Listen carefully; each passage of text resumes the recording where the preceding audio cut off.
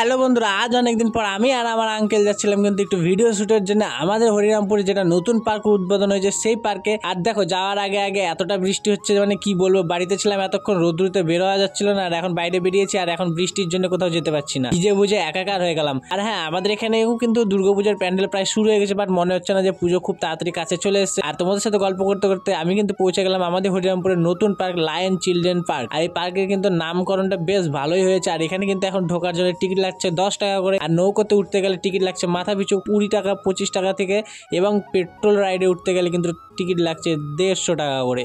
আর হ্যাঁ, এখন কিন্তু বিকালে মোটামুটি বেশ ভালোই জমজমাট লোকজন হচ্ছিল। আর সব থেকে বেশি কথা হচ্ছে এটা, যেটাই এখানে কিন্তু ডেকোরেশনটা মোটামুটি ছোটোর মধ্যে বেশ দারুণ হয়েছিল। আর এখানে কিন্তু ছিল নানান ধরনের বাচ্চাদের ছোট ছোট রাইড, এবং ছিল কিন্তু এখানে খুব সুন্দর সুন্দর ফুলের গাছ। মানে সব কিছু মিলিয়ে বলা যেতে পারে হরিরামপুর এখন বেশ একটা দারুণ জমজমাট আড্ডার জায়গা হচ্ছে এই হরিরামপুর চিলড্রেন লায়ন্স পার্ক।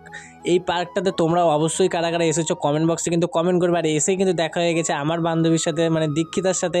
ও কিন্তু এখানে আজকে রাধাষ্টমীর শ্যুট করতে এসেছিলো, আর ওর সাথে কিছু কথা টথা বলে এদিকে হঠাৎ দেখছি খোকন আঙ্কেলরাও আজকে এসে গেছে। সবাই কিন্তু মিলে একসাথে আজকে একটা বেশ দারুণ জমজমাট হতে চলেছে। গাইস, অবশ্যই চ্যানেলটাকে সাবস্ক্রাইব করে রাখো তোমরা যদি এরকম পুরো মজার ভিডিও দেখতে চাও।